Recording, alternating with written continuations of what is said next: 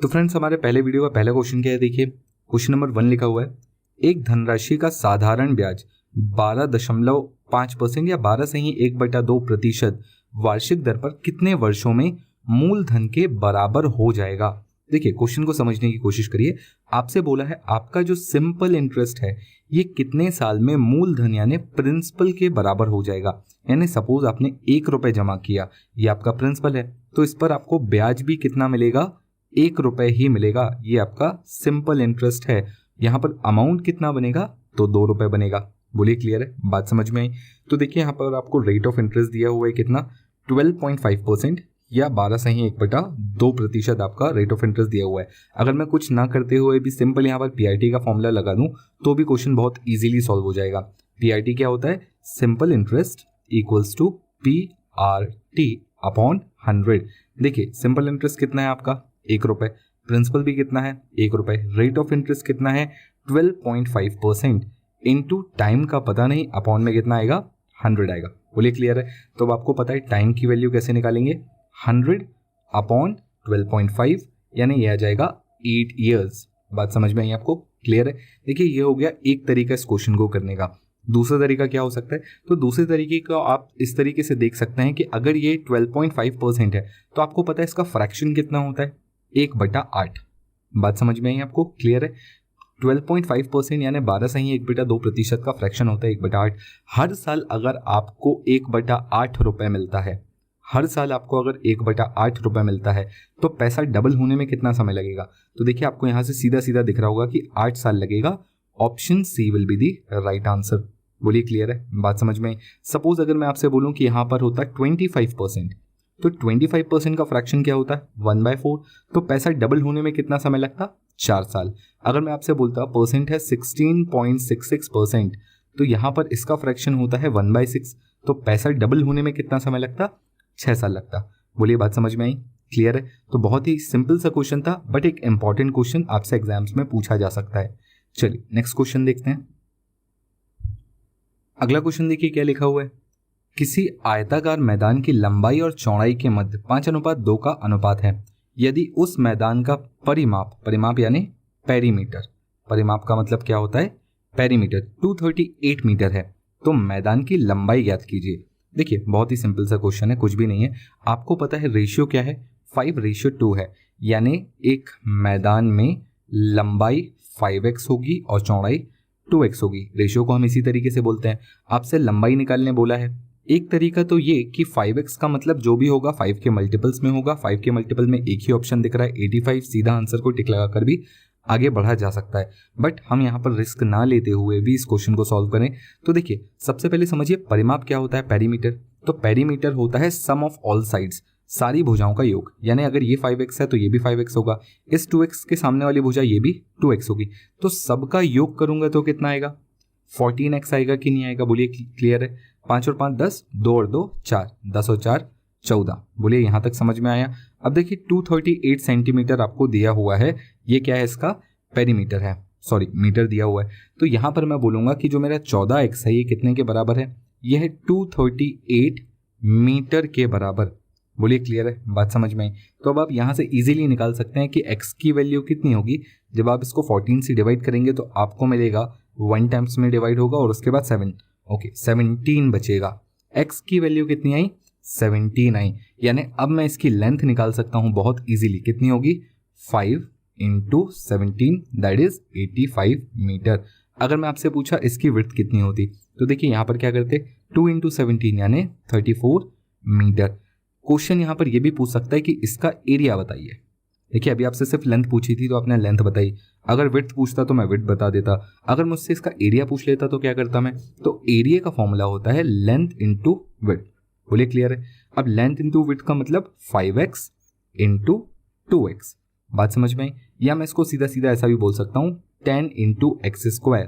बात क्लियर है। तो यहाँ पर मैं इस फॉर्मूले को सीधा सीधा रख देता 10 × 17 का होल स्क्वायर। बात समझ में आ गई।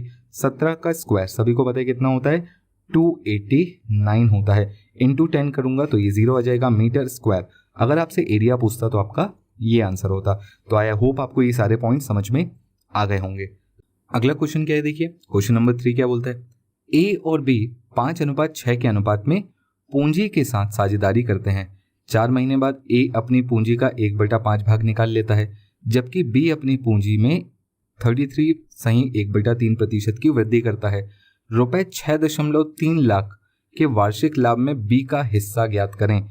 देखिए बहुत ही सीधा सा क्वेश्चन है। आपसे बोला गया है ए और बी ये दो लोग हैं, इन्होंने निवेश किया किस अनुपात में? 5:6 के अनुपात में। बोलिए क्लियर है? यहां पर बात हो रही है 4 महीने के बाद की, यानी 4 महीने तक तो ए ने 5 रुपए और बी ने 6 रुपए निवेश करके रखे, यानी कुल मिलाकर मैं ऐसा बोल सकता हूं कि ए ने के जो शुरू के 4 महीने में निवेश टोटल कितना हो जाएगा? 20 रुपए का, और बी के लिए शुरू के 4 महीने में निवेश कितना हो जाएगा? 24 रुपए का। बात समझ में आ गई? क्लियर है? 4 महीने बाद क्या होगा? 4 महीने बाद यह होगा कि ए अपनी पूंजी का 1/5 भाग निकाल लेगा। देखिए उसकी पूंजी कितनी थी? 5 थी। अगर मैं 5 का 1/5 निकाल लेता हूं, यानी कितना निकाल लेता हूं? 1 निकाल लेता हूं, तो कितना बचेगा? 4 बचेगा, और इसे मैं अगले 8 महीने के लिए रखूंगा, तो 8 चौके 32। अब कुछ लोग सोचेंगे सर 8 महीने के लिए क्यों? क्योंकि यहां पर बात हुई है वार्षिक लाभ की। वार्षिक लाभ यानी साल भर का। साल में कितने महीने होते हैं? 12 महीने होते हैं। 12 में से 4 महीने यहाँ पर निकाल चुका है, तो बचे कितने? 8 महीने। क्लियर है? बी के लिए अगले 8 महीने की कहानी क्या है कि वो अपना 33.1/3% की वृद्धि करता है। 6 रुपए उसने निवेश किए थे, उसमें अगर 33.1/3% निकालूंगा यानी 1/3 निकालूंगा तो कितना होता है? 2। याद रखना इसकी वृद्धि हुई है, तो मैं यहाँ पर बोलूंगा 6 में 2 बढ़ा कितना हो गया? 8। बात क्लियर है? अगले 8 महीनों के लिए 8 रुपए निवेश करेगा, यानी कुल मिलाकर इसका निवेश कितना हो गया? 64। तो पूरे साल का अगर मैं निवेश देखूं तो पूरे साल का ए का निवेश कितना निकल कर आता है? ये निकल कर आता है 52, और बी का निवेश कितना निकल कर आता है? ये निकल कर आता है 88। बात समझ में आई? क्लियर है आप सभी को? अगर मैं आपसे पूछूं ए और बी को किस हिसाब से पैसे बांटे जाए, तो मैं बोलूंगा 52 और 88 के ही हिसाब से बांटने हैं, यानी इसी रेशियो में बांटने हैं। तो चलिए पहले 52 और 88 का रेशियो निकाल लेता हूं मैं। किससे काटने का? 4 से। 4 से काटेंगे ये 13 आएगा, 4 से काटेंगे ये 22 आएगा। यानी अगर टोटल कमाई, ध्यान से सुनिएगा क्या बोल रहा हूं, अगर टोटल कमाई 35 की होती है तो उसमें से 13 ए को मिलेंगे और 22 बी को मिलेंगे। बोलिए क्लियर है? बात समझ में आई आपको? अब यहां पर हुआ क्या कि पूरी कमाई, जो टोटल कमाई हुई 1 साल की, वो कितनी हुई? 6.3 लाख। यानी जो मेरा टोटल 35 था, जो भी मेरा टोटल 35 था, ये कितने के बराबर था? 6.3 लाख के बराबर। तो एक की वैल्यू कितनी होगी? तो यहां से मैं एक की वैल्यू निकाल लूंगा और ये आएगी 0.18। बोलिए क्लियर? बात समझ में आई? क्वेश्चन में बी का हिस्सा पूछा हुआ है, तो बी का हिस्सा कैसे निकालेंगे? अगर आपको एक पार्ट की वैल्यू पता है तो 22 पार्ट की आप इजीली निकाल सकते हैं। कितना आएगा? 3.96 लाख। बोलिए क्लियर है? कैसे आएगा? इस 22 में आप मल्टीप्लाई कर लेंगे 0.18 का, तो आपको इजीली आंसर मिल जाएगा। ये आप सीधा 22 में 18 का मल्टीप्लाई करें, उसके बाद 2 के बाद डेसिमल लगा लें, तो यहाँ पर ऑप्शन क्या हो जाएगा? Option D will be the right answer. तो देखिए बहुत ही सिंपल सा क्वेश्चन था। शुरुआत से अगर मैं आपको समझाने की कोशिश करूँ तो क्या करना है? कुछ भी नहीं करना है, हमें बस ये देखना है कि किसने कितना इन्वेस्ट किया पूरे साल भर में। पूरे साल में ए ने कितना इन्वेस्ट किया? 52 रुपए, और बी ने कितना इन्वेस्ट किया? 88 रुपीज। तो इसी रेशियो में इन्हें प्रॉफिट भी बांटा जाएगा। बोलिए क्लियर है? बात समझ में आई? चलिए चलते हैं हमारे नेक्स्ट क्वेश्चन पर। अगला क्वेश्चन, क्वेश्चन नंबर 4 देखिए क्या बोलता है। 350 मीटर लंबी रेलगाड़ी 250 मीटर लंबे पुल को 20 सेकंड में पार करती है। रेलगाड़ी की चाल किलोमीटर प्रति घंटा में क्या है? देखिए बहुत ही सिंपल सा क्वेश्चन है। आपके पास है एक रेलगाड़ी और एक पुल। रेलगाड़ी की लंबाई कितनी है? तो मैं इसको L1 बोल देता हूं, यह है 350 मीटर्स। बोलिए क्लियर है? पुल की लंबाई कितनी है? इसे मैं L2 बोल देता हूं, ये है 250 मीटर्स। तो देखिए यहाँ पर जब भी ट्रेन वाले क्वेश्चन हम डिस्कस करते हैं तो हम दोनों की लेंथ को जोड़कर ही टोटल डिस्टेंस बताते हैं। तो बताइए टोटल डिस्टेंस कितना होगा? 600 मीटर्स। ये हमारा टोटल डिस्टेंस होने वाला है। आई होप आपको पॉइंट क्लियर है। चलिए अब देखिए समय कितना लगा? 20 सेकेंड। तो अगर टाइम मुझे 20 सेकेंड्स लगा है तो मैं यहाँ से इसकी स्पीड बहुत इजीली बता सकता हूँ। कैसे? स्पीड का फॉर्मूला क्या होता है? डिस्टेंस अपॉन टाइम, यही तो स्पीड होती है। तो मैं यहाँ जब इसको डिवाइड करूंगा तो कितना मिलेगा? मुझे मिलेगा 30 मीटर पर सेकेंड। कितना मिलेगा? 30 मीटर पर सेकेंड। पर मुझे तो चाहिए किलोमीटर पर आवर में। कैसे निकालूंगा? तो देखिए 30 मीटर पर सेकेंड को मुझे कन्वर्ट करना पड़ेगा किसमें? किलोमीटर पर आवर में। कैसे कन्वर्ट करूंगा? तो मैं इसे करूंगा 18/4 5 का मल्टीप्लाई करके, और ये किस में कन्वर्ट हो जाएगा, किलोमीटर पर आवर में। बोलिए क्लियर है, बात समझ में आई आपको? तो चलिए यहाँ से काट लीजिएगा इसको 6 बार में, और 18 6 108 यानी 108 किलोमीटर पर आवर, और यही है हमारी ट्रेन की speed. Option D will be the right answer. देखिए बहुत ही सिंपल क्वेश्चन था कि नहीं, बट ऐसे क्वेश्चंस एग्जाम में काफ़ी ज़्यादा पूछ रहे हैं, तो प्लीज़ इस टाइप के क्वेश्चंस को रिवाइज करके जाइएगा। चलिए नेक्स्ट क्वेश्चन पर चलते हैं। क्वेश्चन नंबर 5 देखिए क्या लिखा हुआ है। यदि a माइनस बी की वैल्यू 4 है, a cube minus B cube equals to 88 है, तो a square minus B square की वैल्यू बताएं। अब देखिए यह है अलजेब्रा का क्वेश्चन, और बहुत ही अच्छा और बहुत ही इंपॉर्टेंट क्वेश्चन है, तो आप इसे प्लीज़ इंपॉर्टेंट टिक कर लें, आपको ये क्वेश्चन बिल्कुल बनना चाहिए। देखिए जब कभी आपसे a square minus B square की बात की जा रही है, यानी वो आपसे सीधा सीधा बोल रहा है कि a plus B into A minus B बताइए। बोलिए क्लियर है, ये तो हम सभी को पता है, जिसमें से a माइनस बी की वैल्यू मुझे ऑलरेडी 4 पता है। अगर मुझे a प्लस बी की वैल्यू और पता चल जाए तो मैं इसका आंसर बहुत इजीली बता सकता हूँ। तो चलिए, यानी पूरी मेहनत मुझे सिर्फ इस बात पर करनी है कि a प्लस बी की वैल्यू क्या होगी। अब देखिए यहाँ पर एक कंडीशन और है, क्या, a cube minus B cube equals to 88 होता है। अब आपको पता है कि a cube minus B cube का फॉर्मूला क्या होता है। a cube minus B cube का फॉर्मूला होता है a minus B into A square plus B square plus A B. बोलिए यही होता है कि नहीं होता है? क्लियर है। पर इसके साथ ए क्यूब माइनस बी क्यूब का एक फॉर्मूला और होता है, वो फॉर्मूला क्या है वो आपको जानना बहुत ज़रूरी है। फॉर्मूला है a माइनस बी का whole cube plus 3ab a minus B. ये फॉर्मूला भी किसका है, a cube minus B cube का है। आपको ये भी पता होना चाहिए, क्योंकि इस क्वेश्चन में फिलहाल यही ज़्यादा इंपॉर्टेंट है। यही फॉर्मूला आपको ज़्यादा बेटर तरीके से आंसर दे सकता है। तो चलिए शुरू करते हैं। यहाँ पर वैल्यू पुट करूँगा तो ये कितना आ जाएगा, 88 हो जाएगा। बोलिए क्लियर है। a माइनस बी की वैल्यू आपको पता है 4 है, तो 4 का क्यूब कितना होता है, 64। बोलिए क्लियर है, यहाँ तक बात समझ में। Plus 3 A B as it is रहेगा, a माइनस बी इंटू, बोलिए क्लियर है, a माइनस बी का मतलब 4 आएगा, यानी 3ab के साथ 4 मल्टीप्लाई होगा, तो कुल मिलाकर होगा क्या, ये 64 जाकर इधर माइनस हो जाएगा, तो ये कितना बचेगा, 24 इक्वल्स टू 12ab, यानी a इंटू बी की वैल्यू कितनी हो जाएगी, 2 हो जाएगी। अब आप बोलेंगे सर अभी तो मुझे वैल्यू किसकी मिली है, ए बी की मिली है, a प्लस बी की नहीं मिली। तो चलिए अभी a प्लस बी की वैल्यू निकालने के लिए मुझे एक छोटा सा काम और करना है, और वो क्या, a प्लस बी का होल स्क्वायर का फॉर्मूला आपको पता है या नहीं पता है? आपको a प्लस बी का होल स्क्वायर का फॉर्मूला पता है, a square plus B square plus 2ab। इसके साथ आपको एक फॉर्मूला और पता होना चाहिए, a माइनस बी का होल स्क्वायर प्लस 4ab। बोलिए क्लियर है, ये भी पता होना चाहिए। अब यहीं पर हम इसे यूज करने वाले हैं, a माइनस बी का होल स्क्वायर यानी 16, a माइनस बी का मतलब 4 है, 4 का स्क्वायर 16 प्लस 4ab का मतलब 2, तो ये कितना हो जाएगा, ये हो जाएगा 16 और ये हो जाएगा 8, तो कुल मिलाकर ये कितना हो गया, ये हो गया 24। तो ये है a प्लस बी का होल स्क्वायर।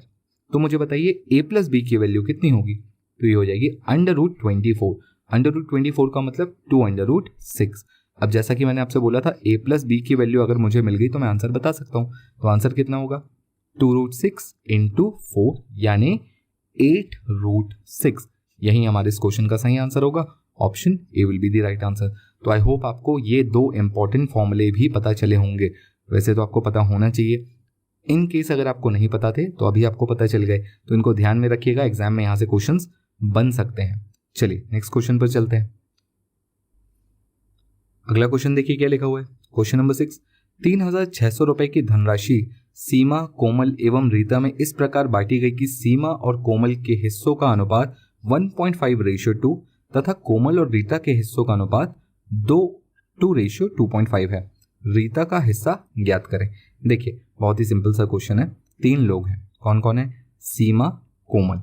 सीमा और कोमल का रेशियो क्या दिया हुआ है, 1.5:2। सबसे पहले तो इसको ठीक कर लें। इसको ठीक करने का मतलब इसको लिख लें 3/2:2 और फिर इसको सही करेंगे 3:4 में, यानी कुल मिलाकर सीमा और कोमल का रेशियो क्या होगा, 3:4। बोलिए क्लियर, बात समझ में। इसके बाद आपको जो रेशियो दिया हुआ है वो किसका दिया हुआ है, वो दिया है कोमल और रीटा का। कोमल और रीटा का रेशियो क्या दिया हुआ है, 2:2.5। अब फिर इसे ठीक करना है तो ये हो जाएगा 2:5/2। कुल मिलाकर ये हो जाएगा 4:5। तो कुल मिलाकर सीमा कोमल कोमल रीटा रेशियो 3:4:4:5, यानी अगर मैं तीनों का रेशियो निकालूंगा, सीमा, कोमल और रीटा का, तो कितना आएगा? ये आएगा 3:4:5। तो कुल मिलाकर अगर इन सब के पास 12 रुपए होते तो सीमा को मिलते 3 रुपए, कोमल को मिलते 4 रुपए और रीटा को मिलते 5 रुपए, पर इनके पास थे कितने? 3600। यानी अगर 12 3600 के बराबर है तो एक की वैल्यू कितनी होगी? 300 के बराबर होगी। बोलिए बात समझ में आई? तो यहाँ पर मुझे किसका निकालना है? रीता का। रीता के कितने हिस्से हैं? 5। एक की वैल्यू 300 तो 5 की वैल्यू 1500 रुपए, यानी रीटा को कितने मिलेंगे? 1500। Option A will be the right answer. I hope आपको ये भी समझ में आया होगा। बहुत ही सिंपल रेशियो का क्वेश्चन है। अगर आपने यूट्यूब पर सीरीज फॉलो की हुई है क्रेजी जीके ट्रिक चैनल पर, प्लेलिस्ट पर अगर आप जाके देखेंगे तो वहां पर मैथ्स की एक पूरी सीरीज है जहां पर मैंने आपको पूरा एरिथमेटिक अच्छे से कंप्लीट कराया है, जहां पर मैंने आपसे सारे टाइप वाइज क्वेश्चन, जितने भी क्वेश्चंस आपसे अभी तक टाइप वाइज बन सकते हैं, जो भी पूछे जा सकते हैं, पूछे गए हैं, मैंने वहां पर आपको सारे क्वेश्चंस कराए। साथ ही साथ मैंने वहां पर आपसे प्रैक्टिस क्वेश्चंस भी डिस्कस किए हैं जो प्रीवियस ईयर के क्वेश्चंस आपसे पूछे गए हैं। तो मैंने वहां पर आपको पूरी अरिथमेटिक कवर कराई हुई है। अगर आपने वो सीरीज अभी तक फॉलो नहीं की है तो प्लीज करिए। रही बात एडवांस की, तो एडवांस का कोर्स आप ज्वाइन कर सकते हैं क्रेजी जीके ट्रिक एप्लीकेशन पर। जैसा कि मैंने अभी आपको थोड़ी देर पहले बताया, वहां पर मैंने पूरा एडवांस बहुत ही डिटेल में कवर किया हुआ है और बेसिक से कवर किया हुआ है। तो जो लोग भी पहली बार एडवांस पढ़ेंगे उनके लिए भी बिल्कुल मुश्किल नहीं होने वाला है। मैंने बहुत ही आराम से और इत्मीनान से हर एक छोटे छोटे कंसेप्ट को समझाया है। चलिए नेक्स्ट क्वेश्चन पर चलते हैं हम। अगला क्वेश्चन क्या है, देखिए क्वेश्चन नंबर 7 बोलता है ए और बी की वर्तमान आयु का अनुपात 3:5 है। यदि अब से 5 वर्ष बाद उनकी आयु का अनुपात 13:20 हो जाता है तो बी की वर्तमान आयु ज्ञात करें। देखिए वर्तमान आयु का अनुपात क्या है?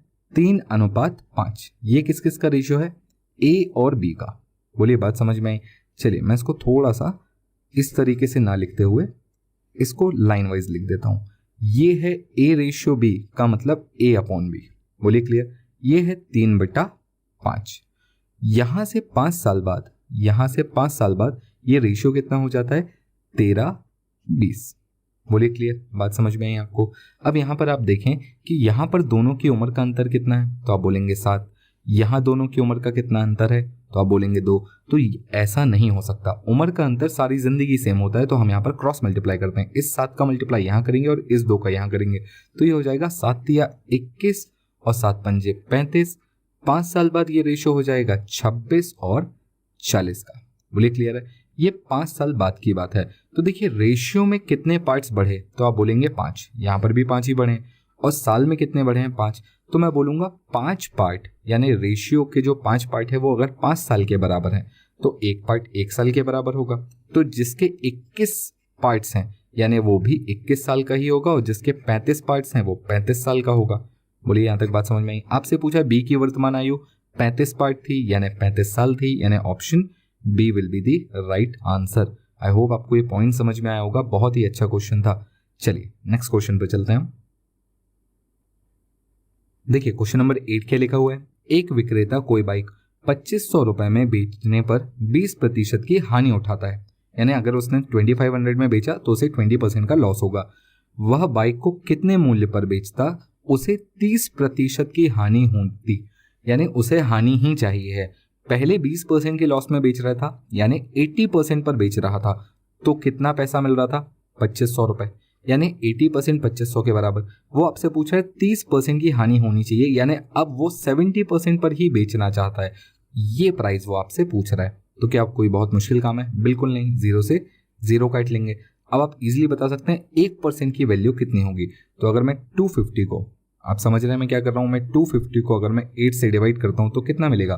तो यहां पर मिलेगा 31.25%, सॉरी 31.25 रुपीज।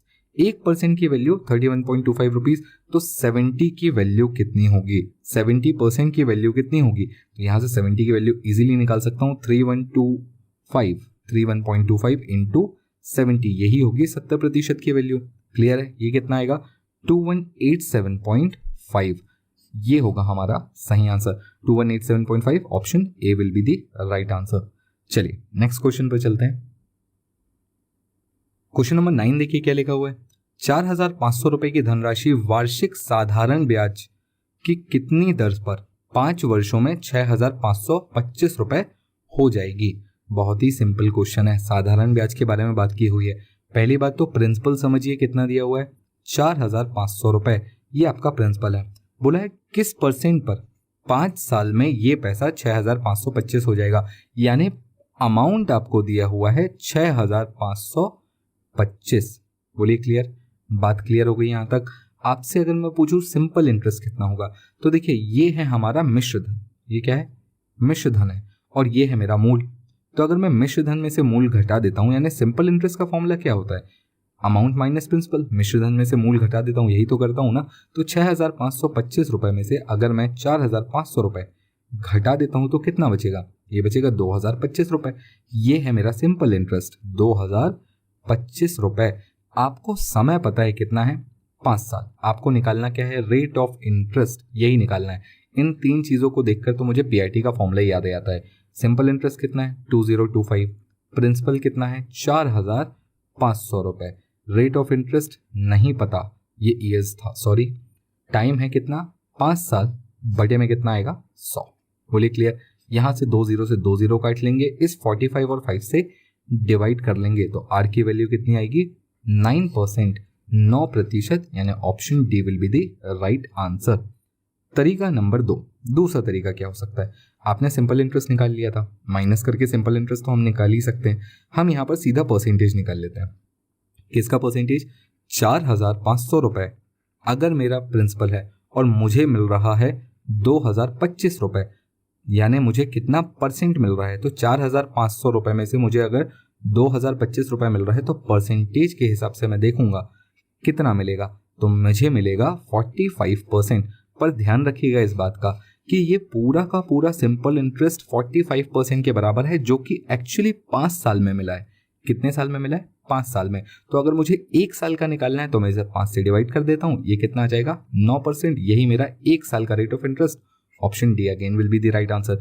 तो आप खुद ही देख सकते हैं कि यहाँ पर ये मैंने फॉर्मूले से किया है और यहाँ मैंने थोड़ा सा लॉजिक लगाकर इस क्वेश्चन को सॉल्व किया है। तो आप देख सकते हैं कौन सा मेथड आपके लिए ज़्यादा बेनिफिशियल है। ज़रूरी नहीं ये मेथड सबको अच्छा लगे और ज़रूरी नहीं ये मेथड सबको अच्छा लगे, दोनों ही इंपॉर्टेंट है, दोनों ही बेसिक हैं। अगर आपने मेरी SICI की वीडियो देखी हुई है तो आपको ये क्वेश्चन बिल्कुल बहुत ईजिली बन गया होगा और बहुत अच्छे से समझ में आ भी गया होगा।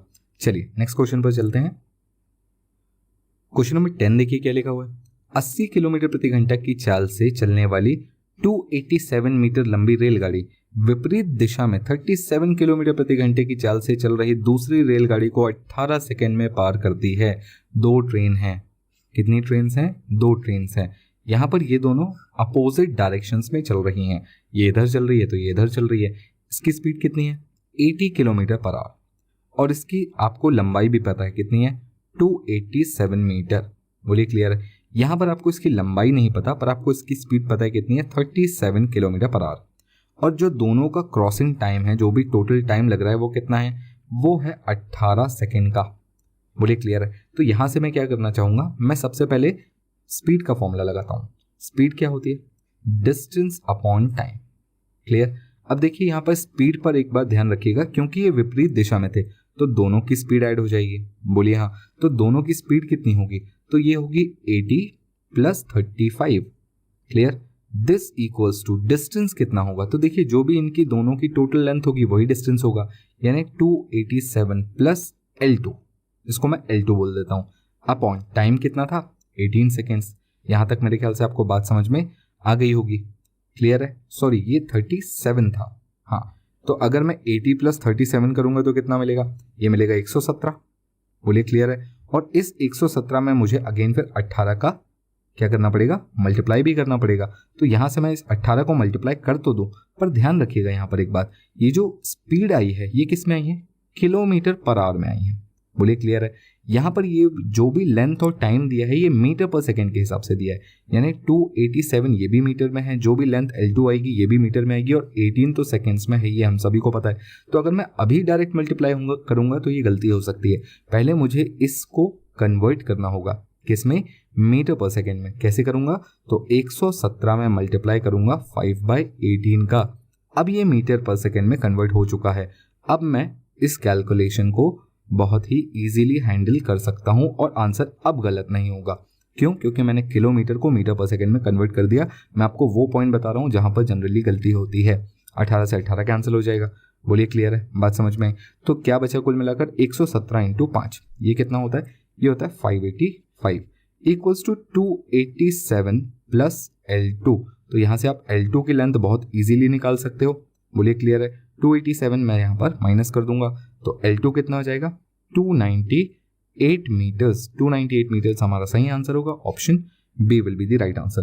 तो देखिए यहाँ पर जो सबसे छोटी, बहुत ही छोटी गलती हो सकती है वो क्या है कि जब भी आप यहाँ से 18 को उधर मल्टीप्लाई करेंगे तो आप यूनिट कन्वर्जन करना बिल्कुल ना भूलें। ये किलोमीटर पर आवर में था, ये सब मीटर पर सेकेंड में था, तो आप इनको एक यूनिट पर ले आए, सभी को मीटर पर सेकेंड पे ले आए, ज़्यादा इजीली क्वेश्चन सॉल्व होगा। चलिए नेक्स्ट क्वेश्चन देखते हैं। क्वेश्चन नंबर 11 देखिए क्या लिखा हुआ है। 5,500 रुपए की राशि पर वार्षिक 15% की दर से 2 वर्षों में प्राप्त चक्रवृद्धि ब्याज ज्ञात कीजिए। जब ब्याज की गणना हर 8 महीने पर चक्रवृद्धि आधार पर की जाती है। Very very very important SSC CGL 2019 का मेंस का क्वेश्चन है। क्वेश्चन क्या है? आपसे बोला है 2 साल को मुझे कंपाउंड करना है 8 मंथ पर और रेट ऑफ इंटरेस्ट 15% है। पर ध्यान रखिएगा ये जो 15% है ना, ये वार्षिक है, ये 8 महीने के हिसाब से नहीं है। तो सबसे पहले तो मुझे रेट को ही कन्वर्ट कर लूँ। अगर 2 साल का मतलब, ध्यान से सुनिए, 2 साल का मतलब कितने महीने होता है? 24 महीने होता है। क्लियर है? और ये जो ब्याज की दर 15% है ये तो हर साल की है। तो मैं ऐसा अगर मान लूँ कि एक साल में कितना मिलता है? 15% मिलता है, यानी 12 महीनों में, 12 मंथ्स में कितना मिलेगा? 15% मिलेगा। तो मुझे एक बात बताइए, यहाँ पर अगर मैं आपसे पूछूं एक मंथ में कितना मिलेगा, तो आप सिंपली 12 से डिवाइड कर सकते हैं। 15/12% इतना ही मिलेगा। थोड़ा सा काट लेंगे इसको तो ये कितना हो जाएगा? 5/4%। बोलिए क्लियर है, बात समझ में आई? अब देखिए यहाँ पर मुझे इसे 8 महीने पर कंपाउंड करना था, तो मुझे 8 महीने का इंटरेस्ट निकालना पड़ेगा। 8 मंथ का जैसे इंटरेस्ट निकालूंगा तो 8 इंटू 5/4% करूंगा तो ये कितना हो जाएगा? 10%। यानी हर 8 महीने पर आपको कितना मिलेगा? 10%। तो 24 महीने का मतलब क्या होगा? तो ध्यान से देखिए, 24 महीने को जब मैं 8 पे कंपाउंड करूंगा तो कुल मिलाकर 3 साल का हिसाब बनेगा। 8 मंथ्स हैं, हर 8वें महीने पर मुझे कंपाउंड करना है। 24 महीने हैं तो हर 8वें महीने पर करूंगा तो कितनी बार कंपाउंड करना पड़ेगा? 3 बार। तो मैं इसे 3 साल ही समझूंगा। यानी अब अगर मैं पेड़ बनाऊं तो ये कुछ इस टाइप का बनेगा, 3 साल का, जहां पर हर साल आपका रेट ऑफ इंटरेस्ट कितना है? 10% है। 10% कैसे आया? मेरे ख्याल से अब आपको क्लियर हो चुका होगा। चलिए, प्रिंसिपल कितना था आपका? 5,500 रुपए।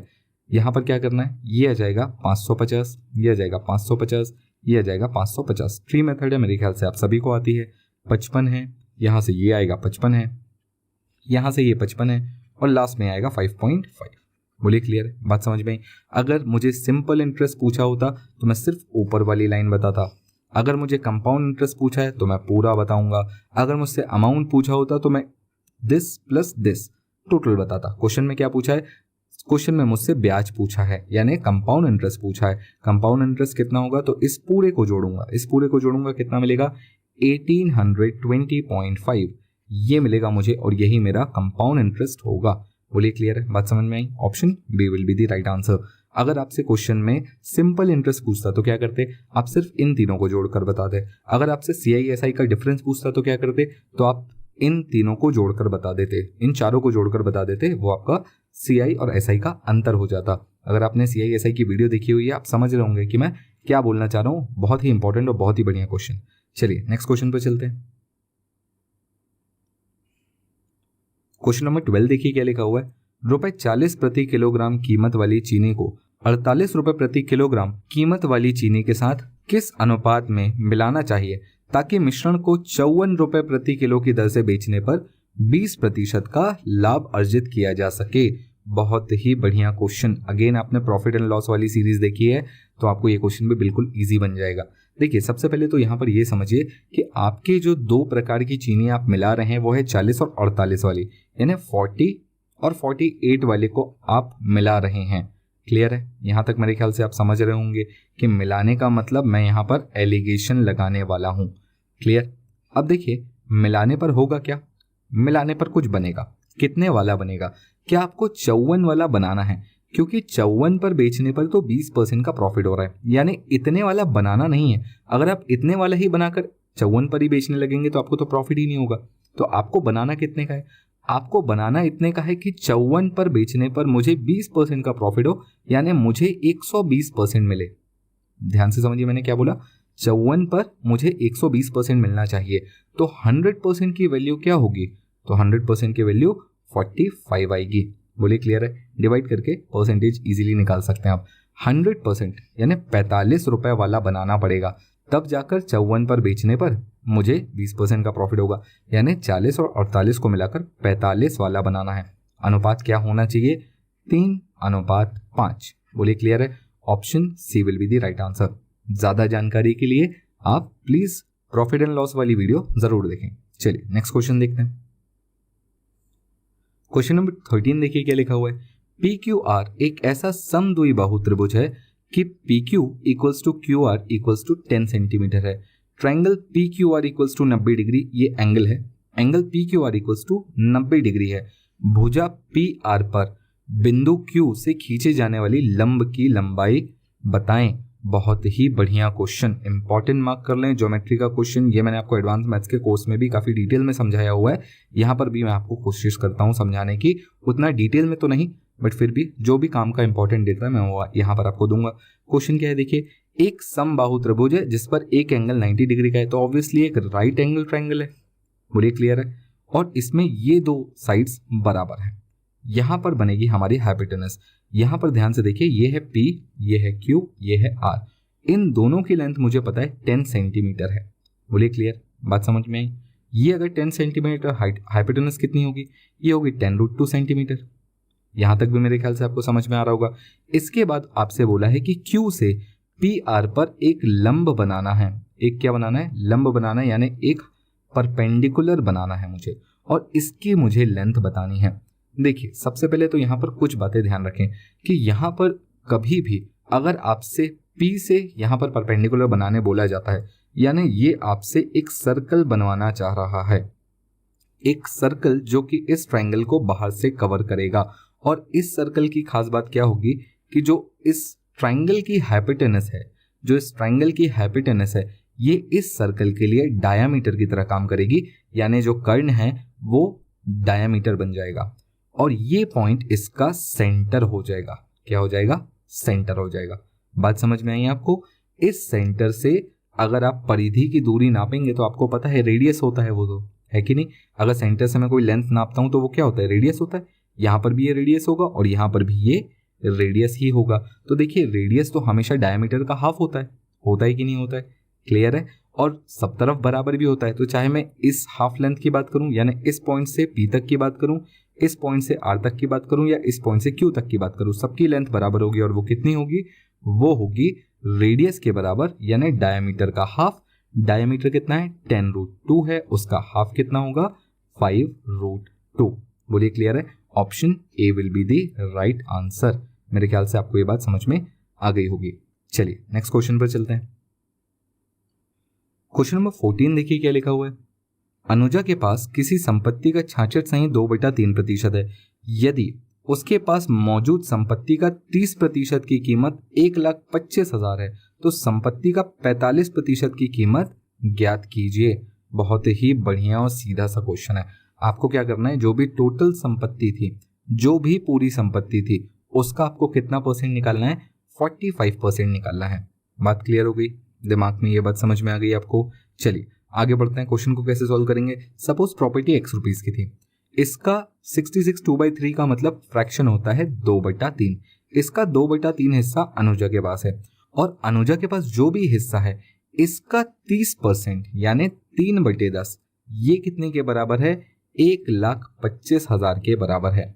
आपसे क्वेश्चन में क्या पूछा गया? आपसे क्वेश्चन में पूछा गया x का 45% कितने के बराबर होगा? 45% का मतलब 9/20 कितने के बराबर होगा? बोलिए क्लियर है? बात समझ में आई? तो यहाँ पर आपको क्या करना है? कुछ भी नहीं करना है। इस 0 से 0 काट लीजिए, हो गया।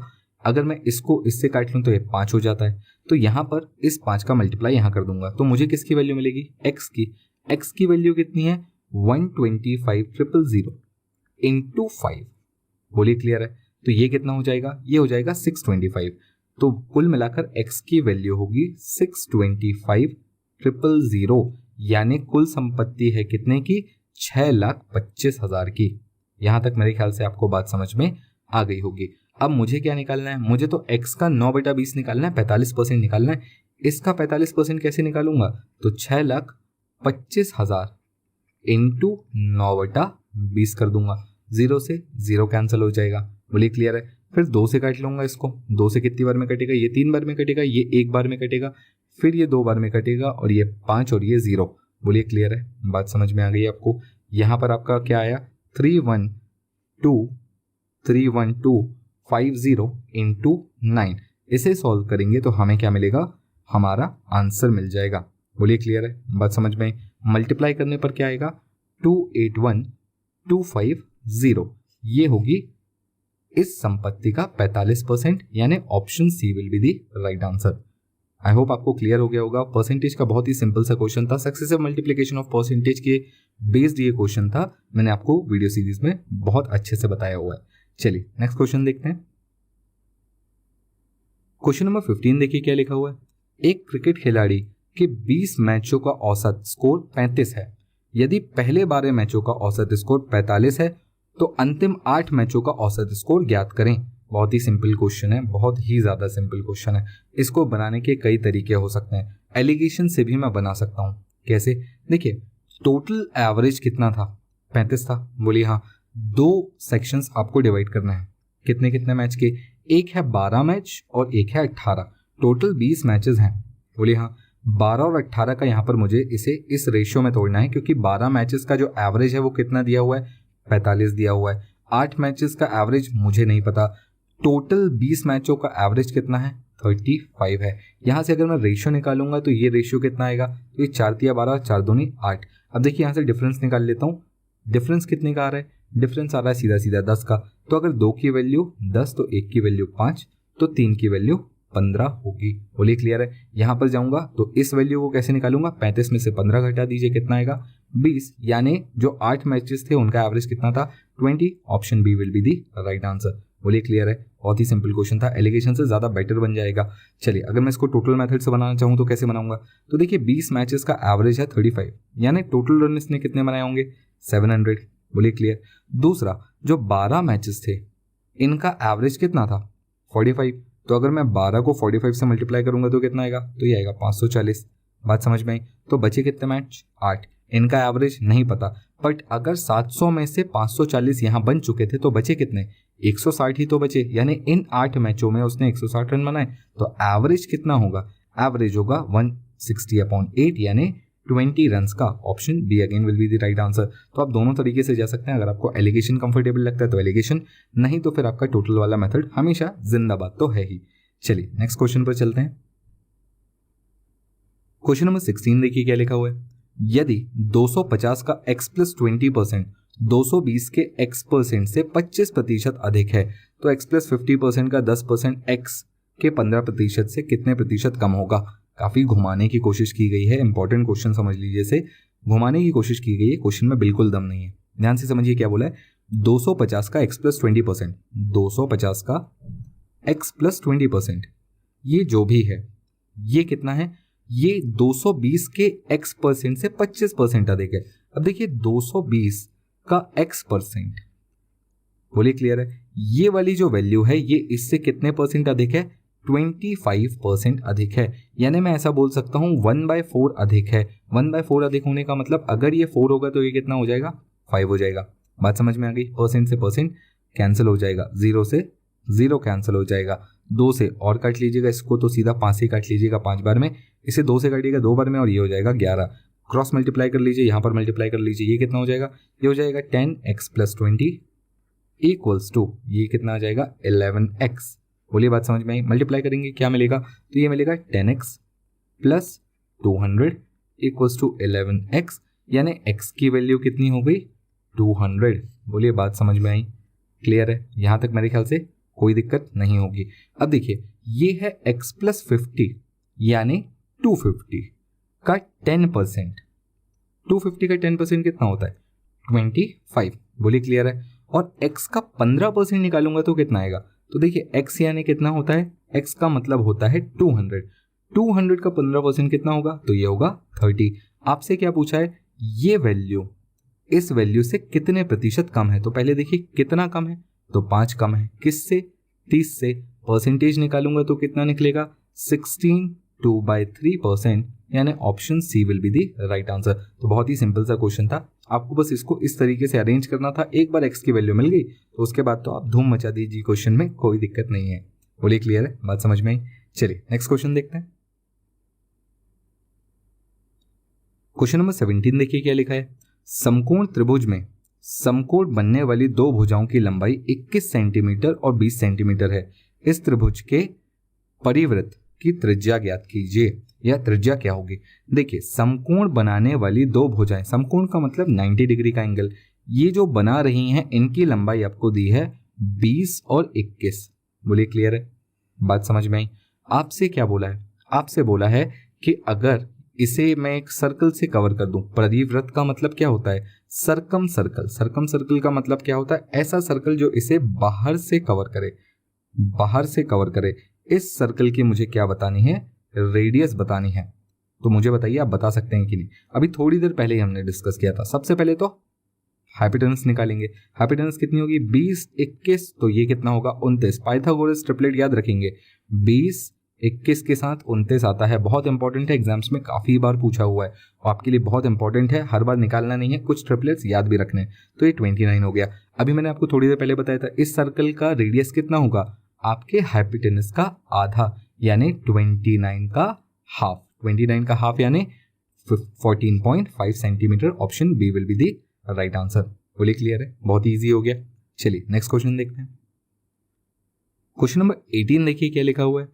18 बोलता है कि 10a³ प्लस 4b³, इसका रेशियो दिया हुआ है 11a³ माइनस 15b³ के साथ, और ये रेशियो कितना है, ये 7:5।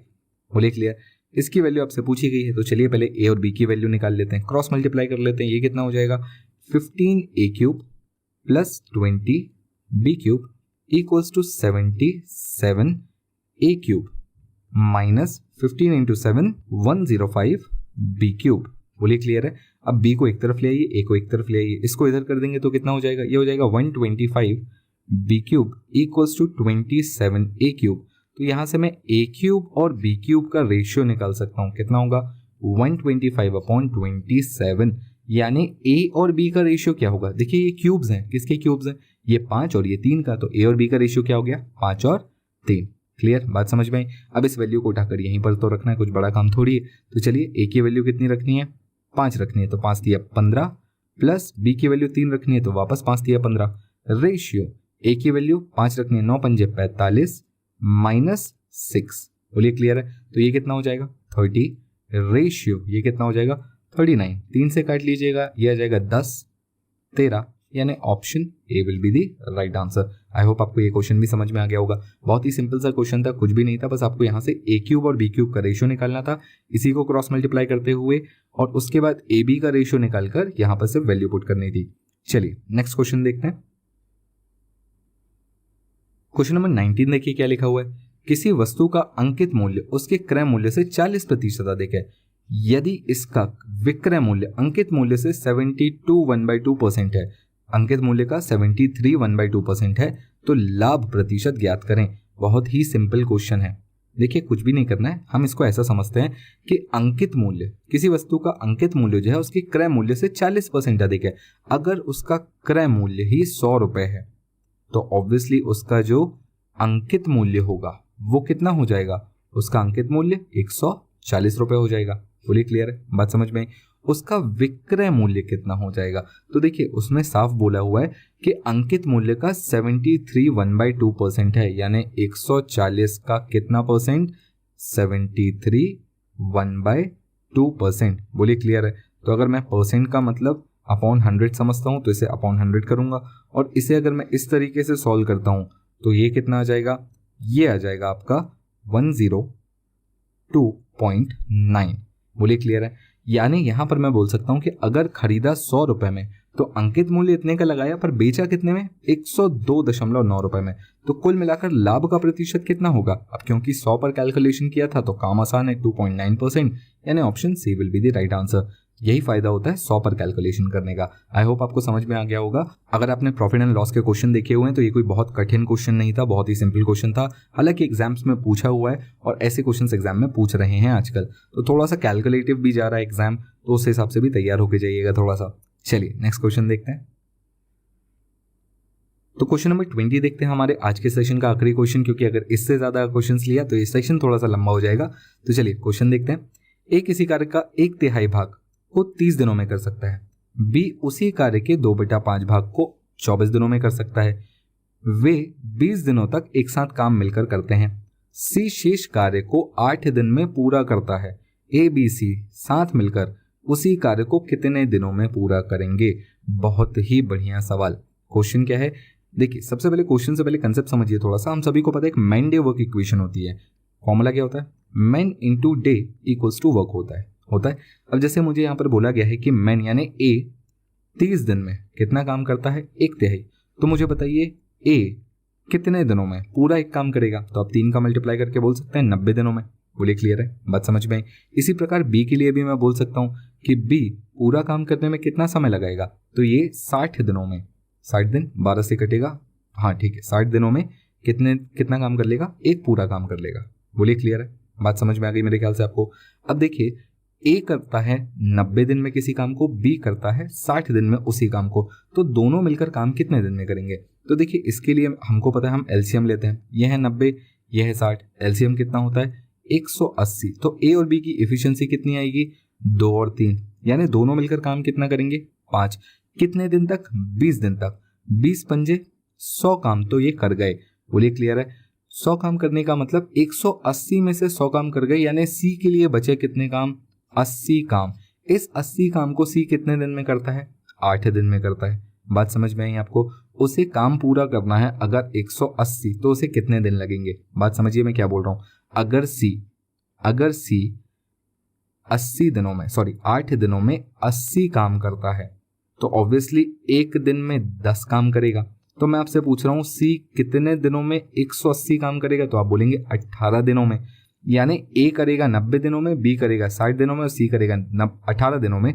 तो तीनों मिलकर कितने दिन में करेंगे। तो अब क्वेश्चन काफी आसान हो चुका है। 90, 60, 18, एलसीएम लेंगे 180, एफिशिएंसी कितनी आएगी 2, 3 और 10 की। तो तीनों मिलकर कितना काम करेंगे, 15 काम करेंगे। काम कितना है 180 काम है, रोज 15 काम करेंगे तो कितना समय लगेगा, 12 दिन। बोलिए क्लियर है, बात समझ में आई। 12 दिन, यानी option B will be the right answer. I hope आपको ये क्वेश्चन भी समझ में आया होगा। अगर यहाँ तक के क्वेश्चंस आपको समझ में आए हैं, वीडियो को लाइक करें, कमेंट करें, शेयर करें और मिलते हैं हम अगले वीडियो में कुछ और इंपॉर्टेंट क्वेश्चंस के साथ, ताकि आपका CHSL का एग्जाम 100% सक्सेसफुल रहे, ताकि आप 50 में से 50 क्वेश्चंस गेन कर पाएं। बोलिए क्लियर है। चलिए मिलते हैं नेक्स्ट वीडियो में। Thank you and keep studying.